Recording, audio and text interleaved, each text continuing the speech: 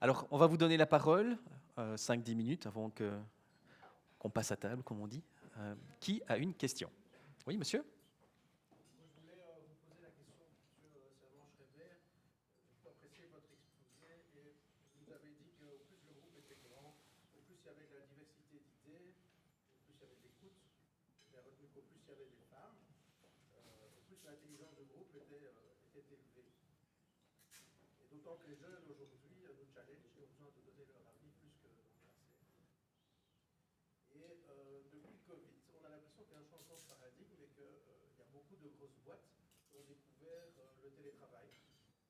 Et bon, ils ont l'impression, enfin, on a l'impression que c'est quelque chose de génial. Et souvent, on entend dire que, évidemment, ça va durer pendant un peu de temps, mais que ça va se maintenir de manière assez forte. Ce qu'on constate, c'est que les gens sont isolés, parlent moins, il y a moins d'informels, il y a des communications qui sont plus réglementées. Est-ce que l'intelligence collective est en train de baisser avec cela? Pas forcément. Elle peut être aussi mieux organisée avec cela, donc ça dépend des tâches qu'on a à accomplir. Les études qui ont été faites au MIT sur l'intelligence des petits groupes, comme ça, pour mesurer leur QI, ont été faites soit en présentiel, autour de table, soit uniquement en ligne. Et on a trouvé que ça faisait pas de différence. On pouvait avoir c'était les mêmes groupes qui étaient intelligents de la même façon, en ligne ou en présentiel, et que cette capacité de sensibilité sociale, donc la capacité d'écoute, etc., fonctionnait aussi bien en ligne qu'en présentiel. Donc, ça peut plus ou moins marcher.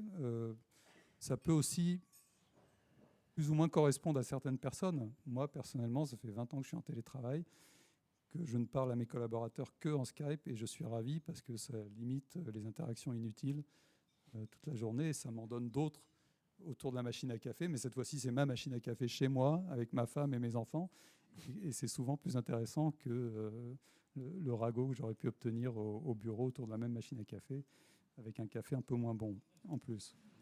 Donc, c'est pas que perdant, mais enfin, il y en a d'autres, et puis il y a d'autres sortes de travail aussi qui nécessitent qu'on se voit plus, qui souffrent plus du télétravail.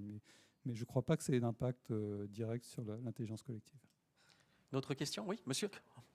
Moi, c'est exactement dans le même sens que je voulais vous interpeller. En fait, on a parlé d'ouverture d'esprit active, naturelle pour 2% des gens. C'est essentiellement ce qu'on essaie de stimuler à l'intérieur des entreprises. Et c'est quelque chose qui est beaucoup plus compliqué à faire avec le home working.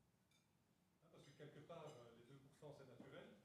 Je pense qu'en mettant les gens ensemble, surtout au niveau international, on arrivait à créer plus d'empathie, d'ouverture d'esprit, justement. Peut-être moins naturel, mais très, très utile. Et ça, on l'a vraiment, pour le moment, mis en veilleuse. Oui, mais je pense aussi que les technologies du télétravail et de la téléprésence vont considérablement s'améliorer dans les années qui viennent, justement parce qu'il y a une demande et qu'il y a un besoin. On voit bien qu'aujourd'hui, on est capable de faire des trucs qui étaient impensables il y a 10 ans. Et 10 ans avant ça, on avait encore des modems dial-up. Donc, il va y avoir des progrès de dingue.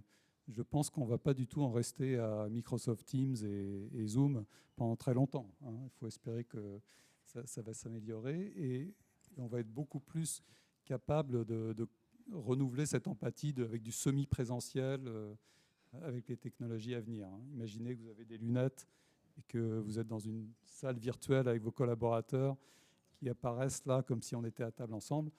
Ça peut recréer assez facilement cette capacité d'empathie. D'autres questions, monsieur? Il semble que ça fonctionne très bien, mais qu'il n'y a vraiment qu'une petite partie de la population, sans doute plus que 2-3% quand même maintenant, puisque ça fait 20 ans que vous travaillez, que vous essayez de faire que propager la bonne nouvelle. Pour vous, qu'est-ce qui va déclencher le fait qu'il y ait un signe noir et que tout d'un coup, ça décolle? Ou qu'est-ce qui pourrait faire, quel événement ou quels événements différents pourraient faire que cette intelligence collective vienne tout d'un coup, on se la prend à la face et on l'accepte et on vit avec en quelques mois, un peu comme on a eu avec le Covid, on a dû modifier tout à fait notre façon de vivre. Est-ce que vous avez déjà imaginé des possibilités d'événements? Ce que j'ai observé, moi, justement sur 20 ans, c'est que c'est purement une question générationnelle. Les gens les générations sont différentes parce qu'elles évoluent dans des mondes différents. Nos enfants sont différents parce qu'ils vont à l'école avec des masques. C'est pas pareil que ce qu'on faisait nous. Ils ont des téléphones portables depuis qu'ils ont 10 ans. C'est pas pareil que ce qu'on faisait nous, etc. Donc ils sont très différents. Et c'est quand ils vont arriver au pouvoir dans les entreprises, forcément les entreprises vont être différentes. Et on le voit déjà aujourd'hui. C'est-à-dire les quadras aujourd'hui sont des gens qui ont grandi avec les réseaux sociaux et qui du coup trouvent ça très naturel d'avoir des réseaux sociaux aussi dans l'entreprise et de prendre des décisions de façon beaucoup plus collégiale qu'avant. Donc je crois que tous les grands changements sociologiques humains sont conduits par des changements de génération plutôt que par des réflexions et des conclusions rationnelles. La révolution sexuelle, c'est la même chose. En fait, ce sont des mouvements biologiques et pas du tout réfléchis et pas du tout menés par des leaders politiques. Avant de céder la place à Bernard Coulie pour les conclusions de cette soirée, une dernière question peut-être? Oui. Parfait. Bonsoir. J'ai apprécié dans ce que M. Crailly disait, c'est que quand il était avec ses collaborateurs, vous commenciez par un partage de représentation sur les situations auxquelles vous étiez confrontés. Et la question que je me pose et que je vais vous poser, M. Servan-Schreiber, c'est quelle définition vous donnez de l'intelligence collective pour avoir votre représentation de l'intelligence collective au-delà de l'exposé que vous avez fait, s'il vous plaît. Oui. D'abord, c'est quoi l'intelligence?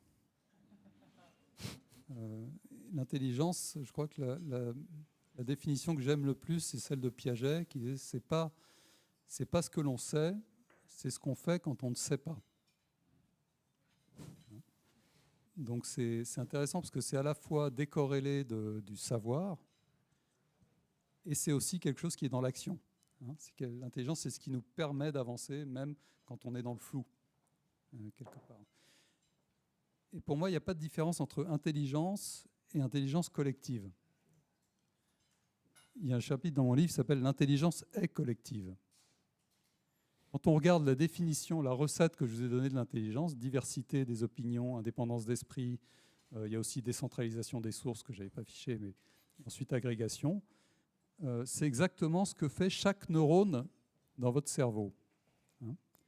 Votre intelligence individuelle, c'est déjà un collectif de 100 milliards de neurones qui collaborent les uns avec les autres. Chacun intégrant ce qu'il reçoit des autres pour créer un signal qui va ensuite passer à ceux qui l'écoutent un peu plus loin. Donc il n'y a pas de différence entre l'intelligence et l'intelligence collective.